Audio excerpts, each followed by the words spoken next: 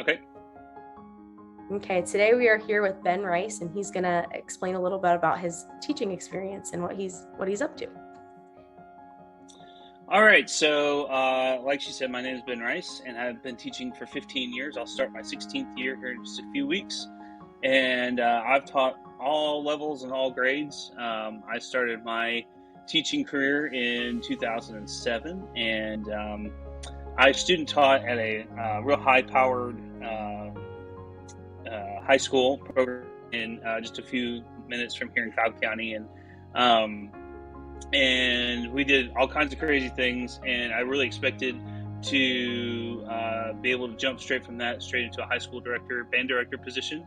And at that time, there was lots of things going on, lots of positions available, and everything, and that just wasn't in the cards for me. So I ended up getting hired about 3 days before school started as a third elementary music teacher at an elementary school in the county that I knew very little about.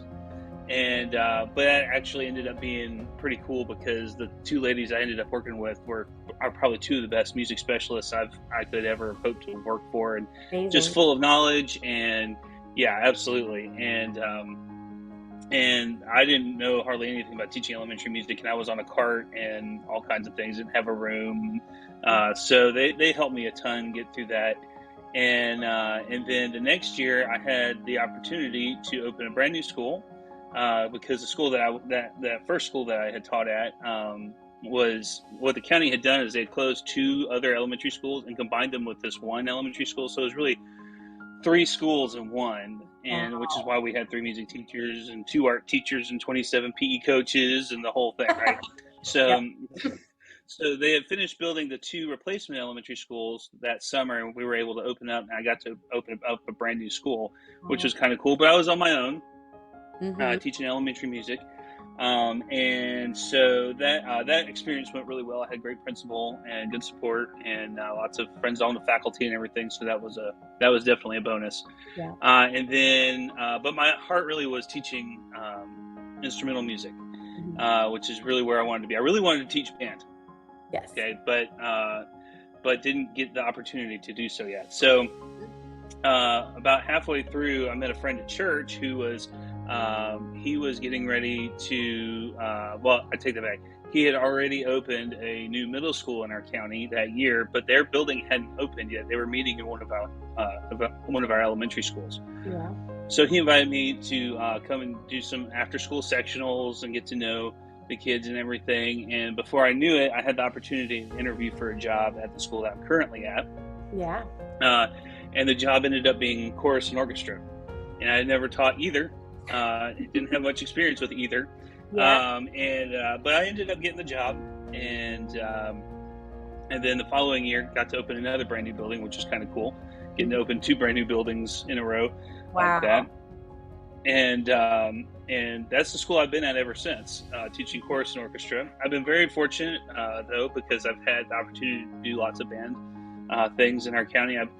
The first few years at the school, I had a beginning band class, which was really cool. And then my program grew to the point where I couldn't do that anymore, which is a good thing. And then, but I was able to teach with the high school program across the street from us, which was brand new the following year. Awesome. And so I got the opportunity to essentially function as the assistant high school band director over there, with my job where I was. And I actually just dropped that position because, if nothing else, because I moved farther away from the school, and I couldn't be doing Yes. it is harder, and I couldn't be doing the after school marching band stuff and all of those things, and live 45 minutes away. So I dropped that at the end of 2017. So I've been doing just chorus and orchestra at my current school and helping some with the band since then. So amazing. Have you enjoyed yeah, chorus and orchestra? It's been an adventure. I bet. I've learned lots of new things. I've learned how to ask questions a lot. But I feel like I've kind of come into my own some on it. I feel like my programs are very respectable, and I've even gotten to the point where I'm the State Music Association. I'm our district orchestra chair. Have been for a while. That's amazing. It's pretty cool. So out of all the string So, instruments, which one are you most comfortable on? oh lordy. Well, I'm I love playing bass.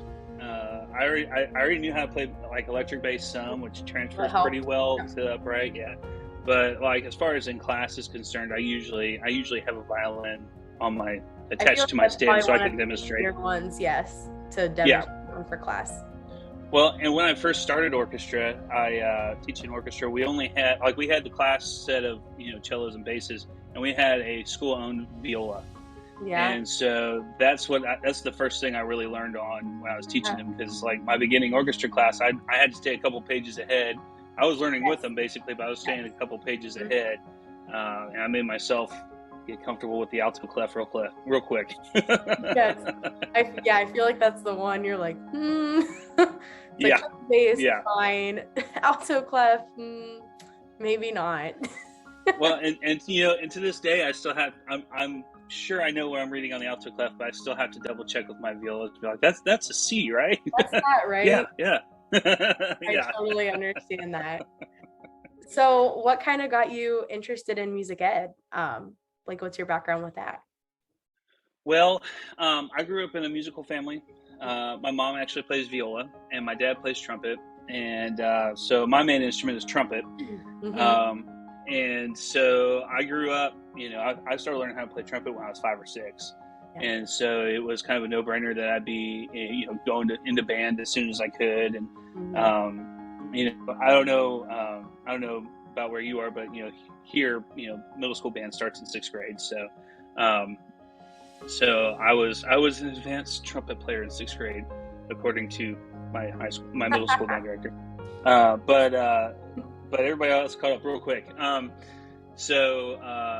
But I can remember sitting in middle school band thinking, when I'm a band director, I think I might teach that differently.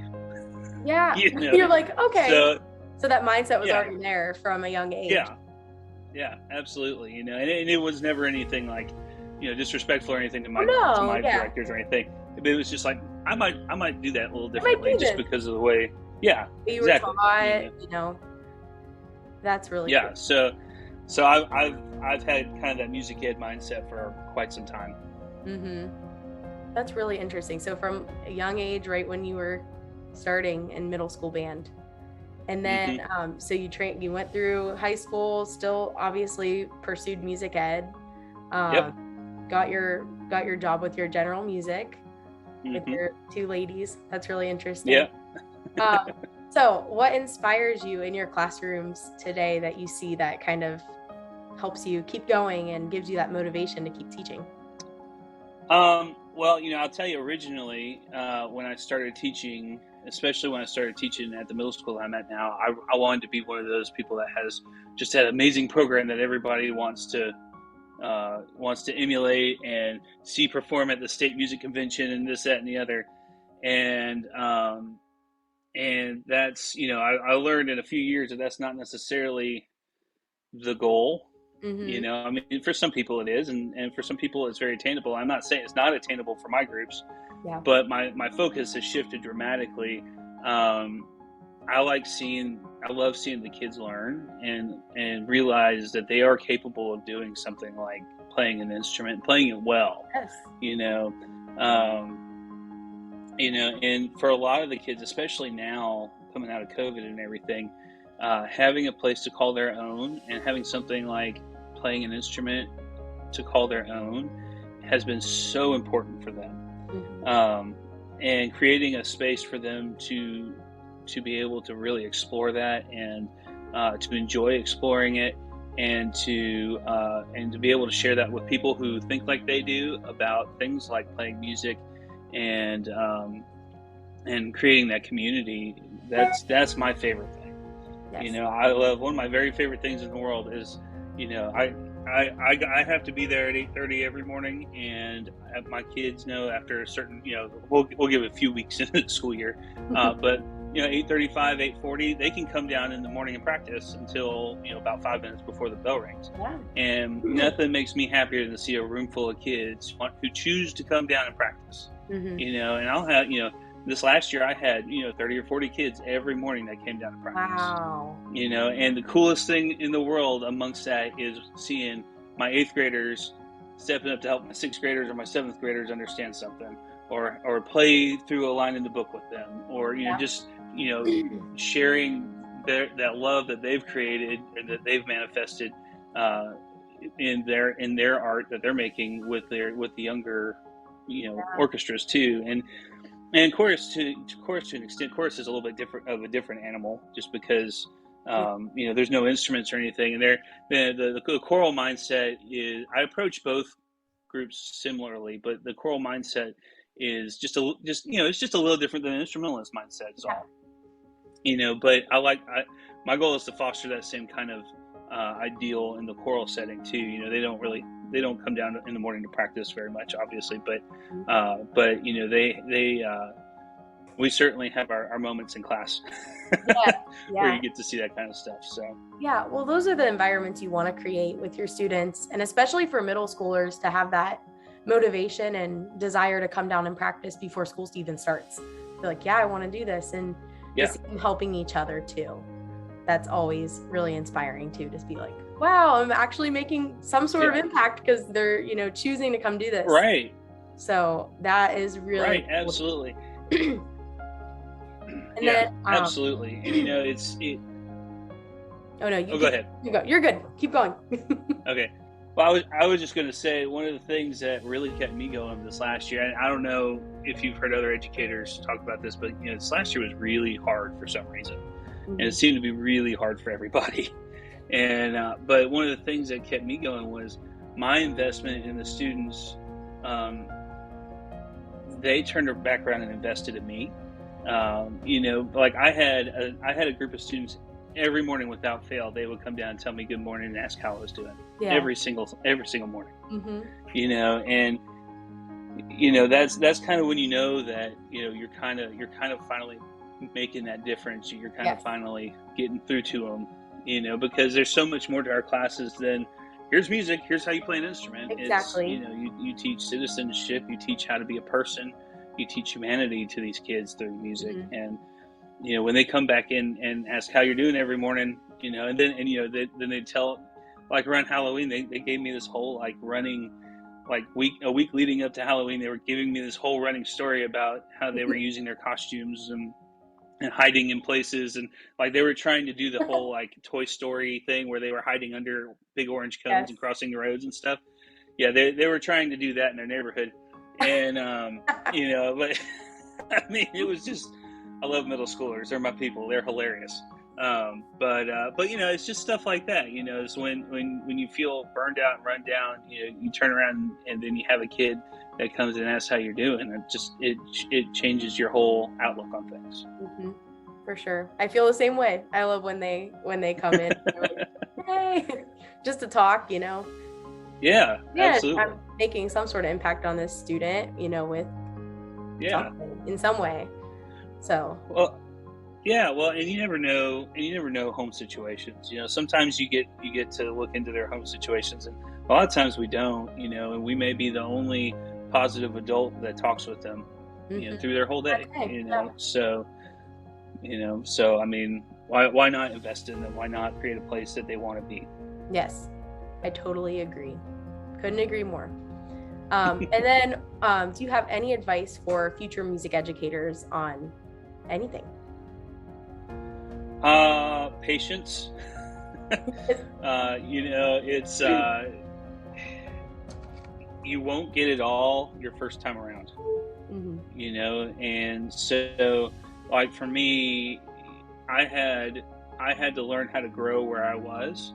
I didn't necessarily take the standard path to get to where I wanted to be. Because if you asked me 15 years ago, is this where I would see myself ending up?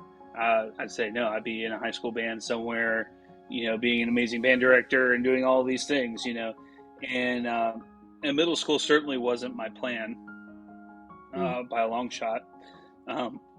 But patience, and learn how to grow where you are, and learn how to make the very best of where you are. I mean, that's, to me, that's the sign of an excellent educator, is Mhm. learning how to flourish in the landscape that you're given. I mean, you're placed in a certain place for a reason, and um, you need to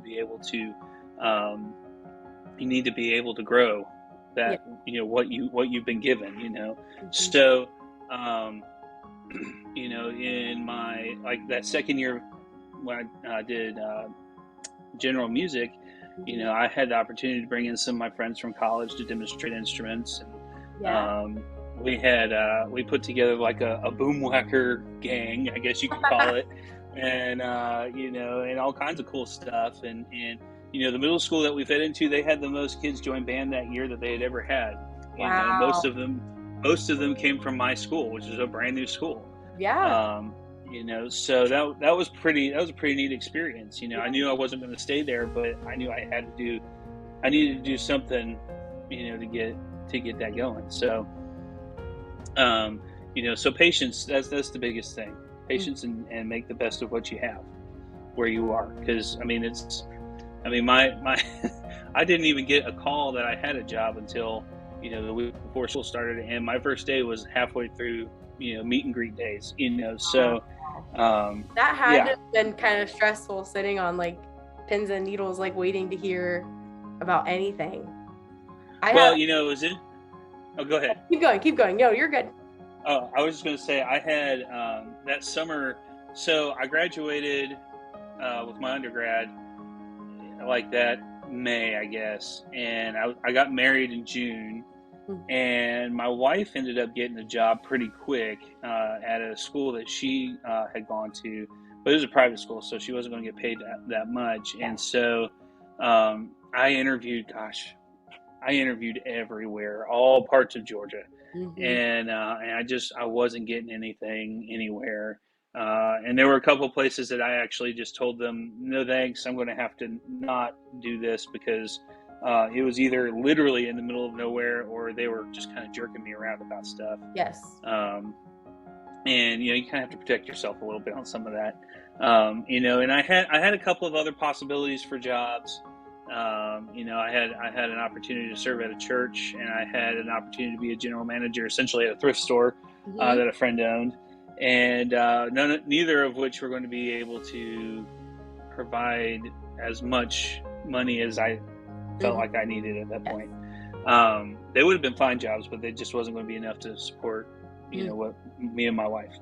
Yeah. Um, so I interviewed for that position the morning before I left to go teach a music camp up in Maryland, Hmm. and I kind of just I felt like I was just rambling the whole time. And yeah, because I didn't really necessarily know what I was talking about. I just kind of made stuff up on the Just fly and trying went to, with yeah. it. Hmm. Yeah, and so I went and taught that camp, and I was sitting on the tarmac at whatever airport that is in Baltimore, Yeah. and at the end of that week, and I got a garbled voicemail from the principal, and so I couldn't understand it. I had to wait till we got back to Atlanta before I could call him, Yeah. and we landed. As soon as we landed, I called him and said, I want to offer you the job." I went, "Yes, Yep, I'll please." take it. Absolutely. So, and that's the district I've been in ever since. It was really a Interesting. blessing to be able to get hired into that district really, really quick, Yes. because they've been very, very stable through everything, through the recession in 2008, and through Yes. COVID and everything. Just super, super stable. Hmm. It worked out You being know, great then for you. yeah, absolutely, That's absolutely. awesome. So, and I've had the privilege to learn from some amazing people on the way. Hmm. So patience and perseverance, and even though you may not be going down the path you think you should be, it's going to work out in Yes. some way. As long Couldn't as you're agree doing more. the yeah, as long as you're doing your due diligence and being the best that you can be, and making the best Yep. of what you have, you're going to end up where you need to be. Exactly. Well, thank you so much for your time today and your words of advice and, sharing your story with us. Yeah, absolutely, happy to do it. Appreciate it. So thank you so much. Hope you have a good rest of your week. Thanks, you too. Thank you.